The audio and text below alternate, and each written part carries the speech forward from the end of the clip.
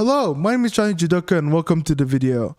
Today we are talking about revisiting mental health and the tortured artist.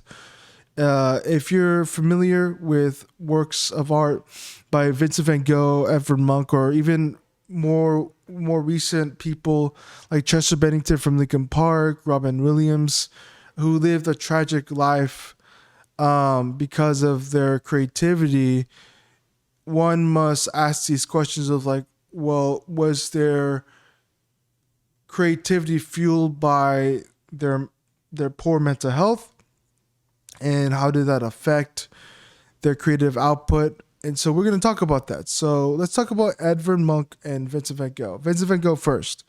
Vincent van Gogh, or both of these artists were artists, visual artists who painted in the 1800s. They were known for their post-impressionist pieces. So Vincent van Gogh made a lot of pieces about nature and very stylized impasto-like brushwork, very, very, very, very, very distinct from his other peers. And Edvard Munch made a lot of art, notably The Scream, and his other pieces talked about death, anxiety, dread, sexual frustration, and the like. So both these artists, even though they conveyed different motifs in their drawings, both suffered immensely in their lives. And so the question is the moniker, the tortured artist, something to respect? Because one of the problems I talked about in a video a long time ago on a defunct channel was that this moniker can allow the cop out of people to just rely on their psychoses to be creative. And so we're going to talk about today. So the first problem, the problem is we're over dramatizing mental illness and creativity. Obviously, people who have creativity, who are able to produce a lot of stuff and be well known for it, that's awesome. They're able to do that. And even if they're like able to express that within their mental illness, that's amazing. But one of the main facts that helps me to sort of reel myself in whenever I'm feeling like I have to be mentally ill to be creative is that most people who have mental illness are not able to have a creative outlet. A lot of people just struggle with mental illness. It's not something they can express themselves with. It just so happens that people who are talented, sometimes their mental illness allows them to reach deeper reserves of creativity within themselves. And a lot of it is because of mental illness teaches people to tap into empathy, compassion, existential dread, and use that to bring out of themselves art and content and music and cinema. And also it is something to note that a lot of these people who don't have the creativity, or maybe they do have the creativity, but a lot of being famous or being successful in the world, a lot of it's luck. And these people may not have a platform to express themselves. And if they don't have the platform, they're still great artists, they're still great musicians and all, but they don't have the platform. So I'm going to only talk about mania and depression when we're talking about characteristics of mental illness that positively affect creativity and productivity, because that's the main ones I deal with. I also deal with psychosis from a schizoaffective, but as of late, that hasn't really given me much inspiration. Sometimes I'll take that inspiration from what I experienced with paranoia and use it into art, but mostly I'll be talking about mania and depression. So with mania, let's define mania one more time. Mania is a elevated mood state. It's not a high. It's an elevated. You can be irritable, you can be angry, you can feel you have less desire to sleep, you feel like you need less sleep, you feel like you have more creativity, less inhibitions.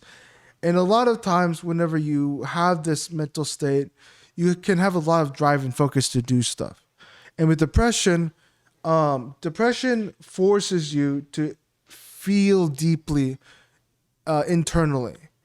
There are aspects of overthinking and ruminating, but depression can allow you to deeply dive into yourself, to be introspective and have empathy for people who struggle like you. So, the downsides to these symptoms is that they're not managed with medication and therapy and having a healthy routine. These cannot be maintained over a long time. So you can't just be manic or depressed and be creative and just rely on that forever if you don't take meds, if you don't do therapy, and if you don't have a healthy routine. Because if you don't have a combination of these three, and you need a combination of these three, it's gonna just, you're gonna burn out, and it can lead to suicidal thoughts. It can lead to intent, homicidal thoughts, homicidal intent. It can lead to psychosis, and that just creates a lot of problems. So the way I like to describe this sort of a volatile state is, I call it the flame analogy. So imagine you're able, like, there's a show, the popular kids show called, and it's also fascinating for adults to watch. It's called The Last Airbender.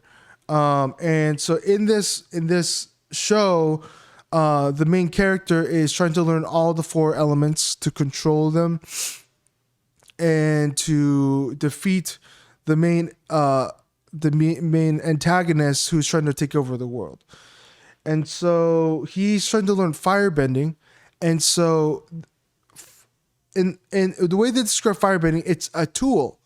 It is a tool. You want to control this tool that's to protect, to give life. You protect with fire to, by warding off enemies. You give life by giving people the ability to be warm, to cook, fire is a crucial role in civilization. It's a critical invention.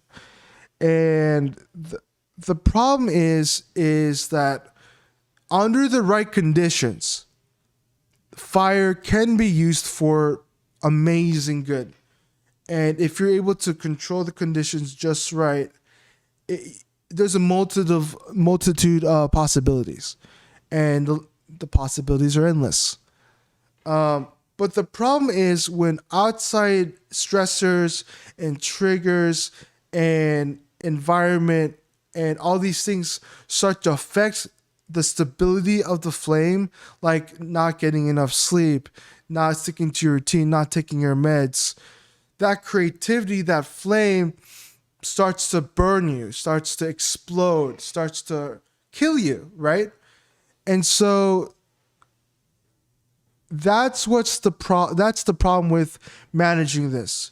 Obviously, if you're creative because of your mental illness, I would challenge you by saying you're not creative because you have mental illness.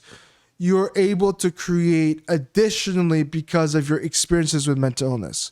And these states allow you to tap into energy that most people can't tap into, but you have to treat it with respect and humility. You can't just be like, oh, I'm going to do whatever I want and I'm going to do everything, because if you do that, it's going to explode in your face and you might run the risk of hurting yourself or someone else. So how do we become empowered with this information? So we go from trying to use this flame, as it will, from expressing suffering and dysfunction to overcoming freedom. The end goal is not to rely on mania and depression and all these other psychoses to make us feel like we have to be creative. The end goal is to use that as a tool, not as a crutch.